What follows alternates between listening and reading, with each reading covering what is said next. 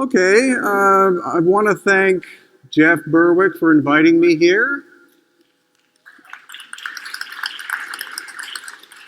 And I want to show you our history, but much more important, what we term forbidden archaeology.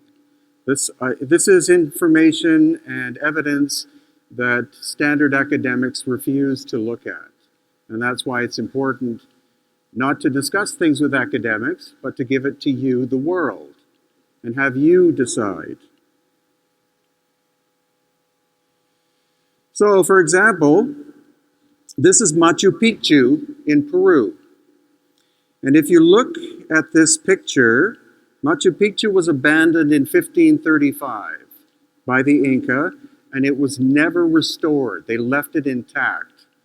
So when you look at this picture, you can see that the work on top is very crude, and the work below is megalithic. So that's a big difference in terms of construction. How could this be the work of one set of builders? Also, you notice the gaps in the large stones below. I was there with a geologist, and she said that would be the result of an earthquake of 9 to 9.5. So if this earthquake had happened during Inca times, then clearly the stones on the top would have fallen down. So what I'm going to be discussing is an ancient series of cataclysmic events that happened, destroying very advanced civilizations, and then the collapse of humanity. And it took 6,000 years before humanity could group back together again and create the civilizations we understand, such as Sumeria, Egypt, and the Indus Valley.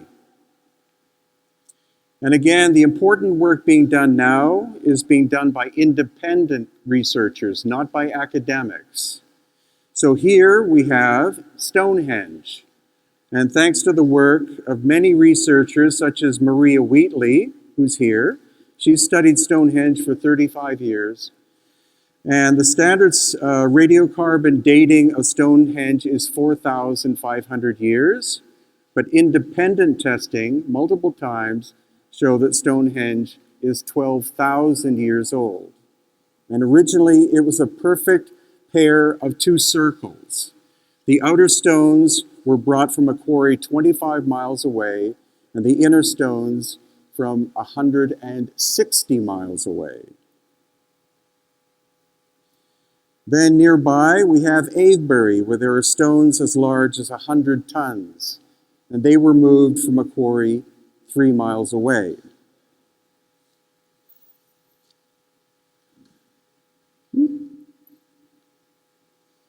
So, looking more at this cataclysm, of course, we all know of the flood from the Bible, but there are more than 400 indigenous cultures that talk about a series of cataclysmic events that destroyed their world, whether that was an island or a continent or whatever, very much in the distant past. And thanks to scientific evidence, we're able to see that there was a series of cataclysmic events that happened likely from things that came from outside of our solar system, came into our solar system, and wreaked havoc.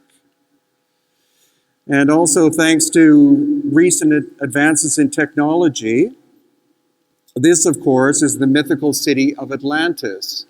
But thanks to modern mapping and things like that, a lot of attention is being focused on this, which is called the Rechat structure in Mauritania. And some academics think it's a collapsed volcano, which is unlikely. Others think it's an impact from a meteor, which is unlikely. And actually, Josh, who was just up here, is going to be going and exploring this place in person. So you can see it's a series of rings with ridges, and that's exactly the way that Atlantis is described. It's been measured at 23 kilometers in diameter, which is supposedly the diameter of Atlantis. And it's located in Mauritania. And what Plato says is that it was beyond the Pillars of Hercules, which is where Gibraltar is. And Gibraltar is just to the northeast of here. So that's just an interesting kind of development from recent times. But in October, they discovered an impact crater in Greenland where an asteroid a mile long struck the surface about 12,000 years ago. And this is the size of the impact crater that was created. It was made of nickel iron, and it hit with a force of 47 million Hiroshima bombs. So that possibly could have destabilized the planet, and that's what I'm going to be getting into. The big question is, why is our planet at 23.5 degrees? Why is it like this? In a perfect solar system, all the planets should be vertical. So something happened to our planet, probably many times, that altered the axis of the Earth. And this is some of the evidence. We have the megafauna of North America, of which there were 120 species, and they all died off, all millions of them, over the course of less than 1,000 years. So that wasn't simply a climate change. It wasn't the destruction by native people. I think what happened is that this massive destructive event caused the axis of the Earth to shift very rapidly. And that's why hundreds of thousands of woolly mammoths have been found in Siberia with fresh buttercups in their mouths. They were eating food 1 minute, they were flash frozen the next minute. And so a number of different theories cover this. Work by Allen and Dallaire, who believe that a number of comets or comet fragments entered our atmosphere and struck the Earth and altered the axis. And they believe this happened about 12,000 years ago. And then following up on this is the work of Barbara Hahn-Clow. And she believes as well that this happened 12,000 years ago and created an effect on what was left of humanity called Catastrophia. It was so devastating that it caused mental anguish for thousands of years. And she believes that the so-called caveman period is from 12,000 years ago to 6,000 years ago. That because of all of the devastating effects, those that survived had to find refuge somewhere underground. And again, 12,000 years ago. And then the work of Dr. Paul Laviolette with his superwave theory. And with this, he believes that every 13,000 years, the center of our galaxy emits energy that goes across the galactic plane. That includes radiation. And so he believes the last event of this sort happened 12,000 years ago and included this energy going straight through our sun and sending pulses of plasma towards our planet, causing the vaporization or rapid melting of much of the North Pole. And then the sea levels rose by 350 to 400 feet very rapidly. That is the ancient flood. And backing this up is the work of Dr. Robert Schoch, who again believes that solar outbursts happened 12,000 years ago that melted the poles very rapidly, rapidly rising the sea level and destabilizing the planet. So not just the asteroid striking, but suddenly you have ice turn to water, and that would cause the Earth to destabilize, and then finally it would find a balance point. And from that, I was able to write my own book, Aftershock, about these devastating events that likely took place over the course of 300 or 400 years. So the people are gone, the written records are gone, and what we're left are stone constructions. So this is in Cusco, Peru. And you can see on the right-hand side, super tight-fitting stonework of great precision. And then on the left-hand side, much cruder work, some stones being put back into place. And then when they ran out of that material, they had to find other stone to put in. And when we look at the first topographical map of the city of Cusco by the Spanish, you can see thin walls and thick walls. So that shows you around 1535 that this map maker was distinguishing between the megalithic structures, which are the thick walls, and the thinner walls, which are the Inca repairs. And you can see none of the megalithic structures are intact, so Cusco was hit by a devastating series of cataclysms. And then also in Cusco, we have these polygonal structures. So what you're looking at is the early megalithic construction on the bottom, and then the Inca repair work above it.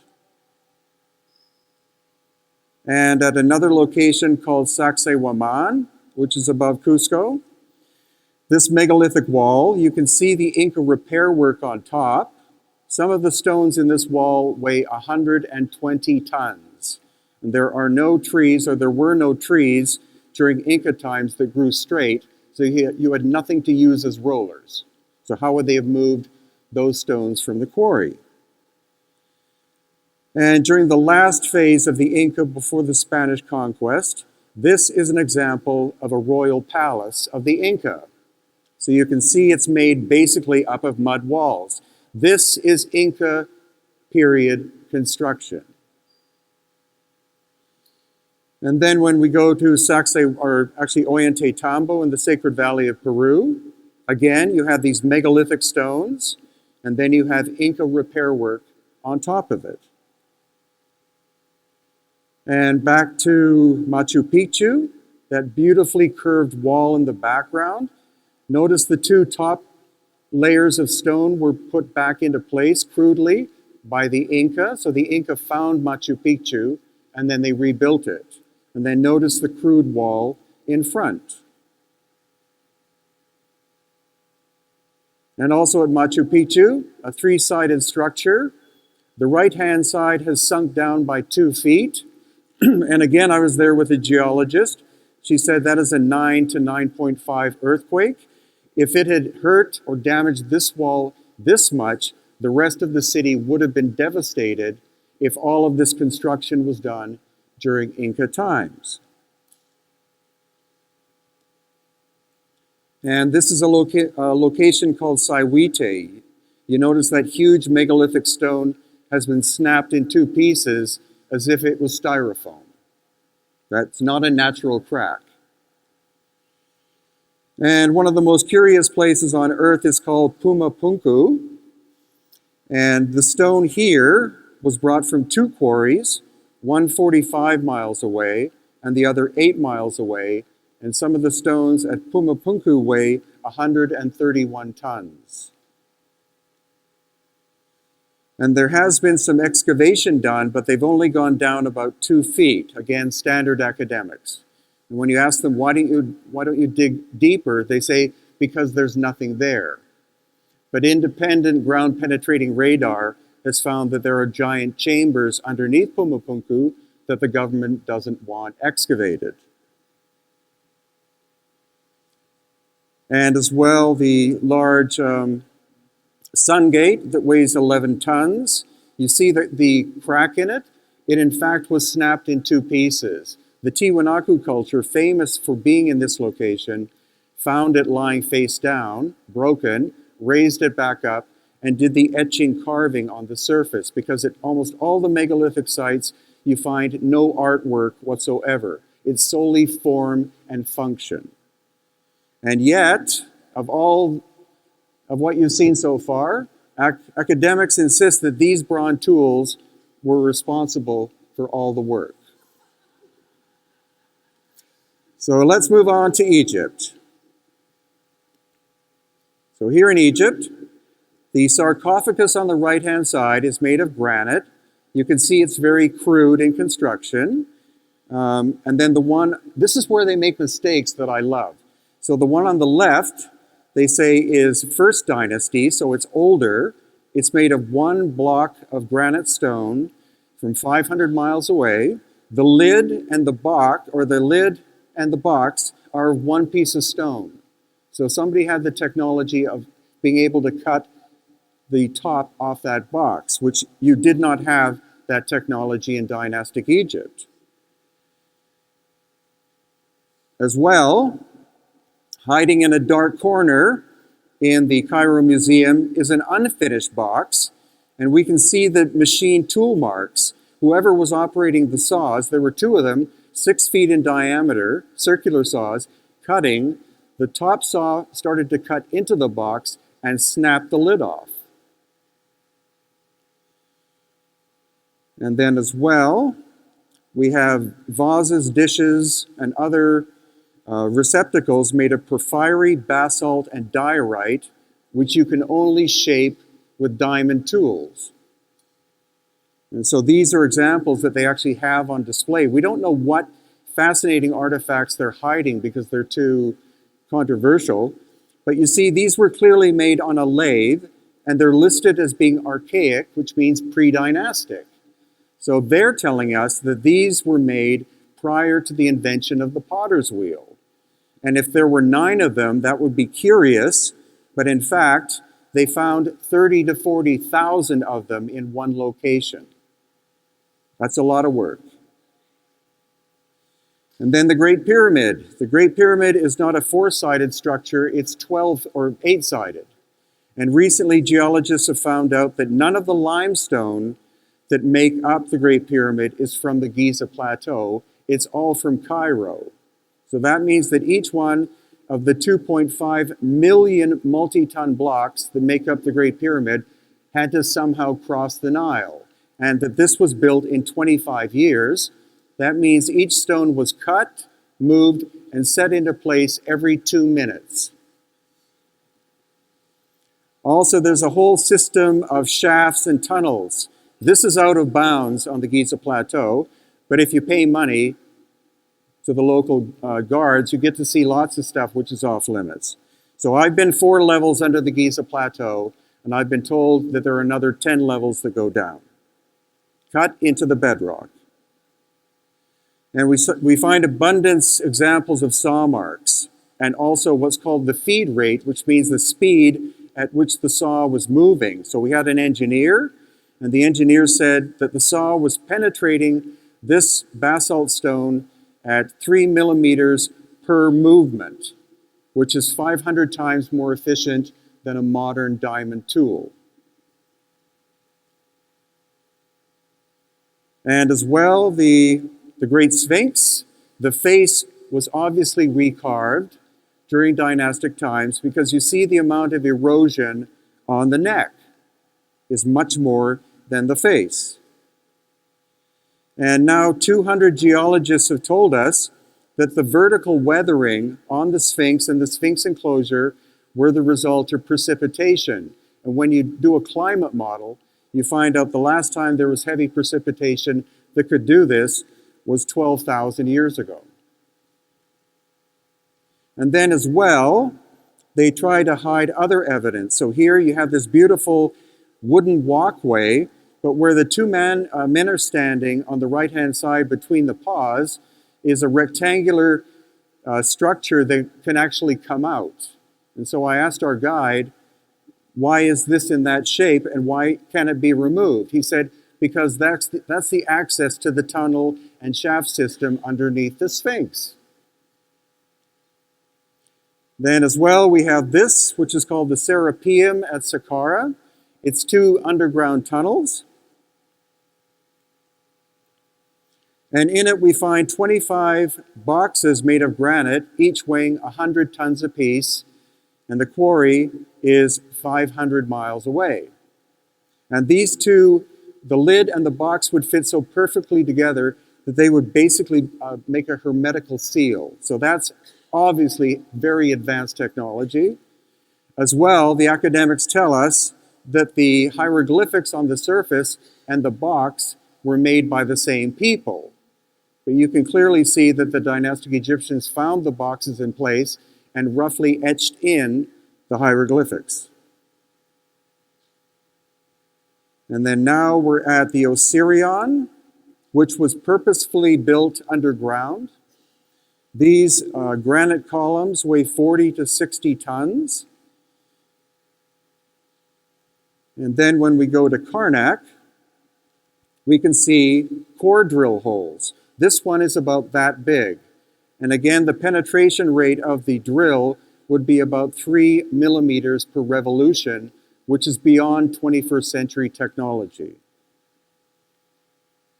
And then going to the Colossi of Memnon. Again, I was there with a geologist, and you would think vandalism was the result of what happened to the front surface, but she said that the front surface had been hit by a temperature of no less than 2,000 degrees Celsius, like a pulse, as in a plasma ejection from the sun.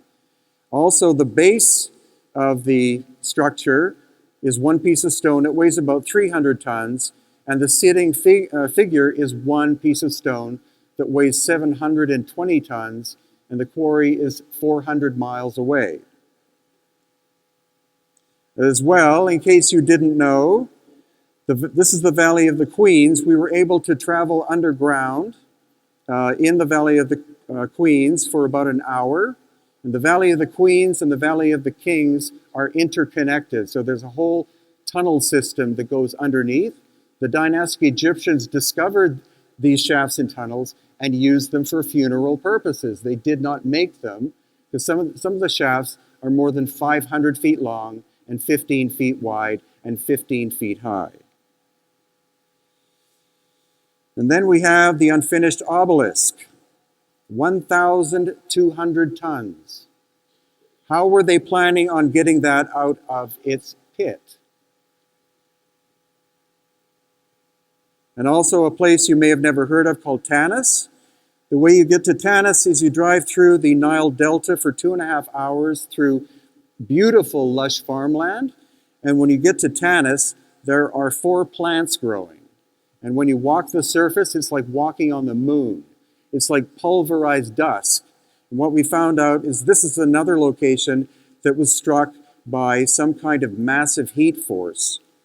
And it's evidenced by some of the statues that they found. If you see the background there, that's the original level. They had to dig down to find Tanis. So you can see that this sculpture, the right-hand side, has been burnt by heat. And then this one, the toes are melted. This is another example. This is a piece of quartzite. The kind of pinky color is normal, but the discoloration is from a burst of massive heat. And then finally, in Egypt, this has only been open to the public for 2 years. It costs $3,000 to rent it for 2 hours. But the great thing is that Egypt has been one of the most secretive countries in the world in terms of you're not allowed to see this, you're not allowed to see that. They actually decided to open this up to make money. So Egypt is opening up this way. So I said, I don't care what it costs. We paid our $3,000, and this is a glimpse of what you get to see. So you enter into the bedrock,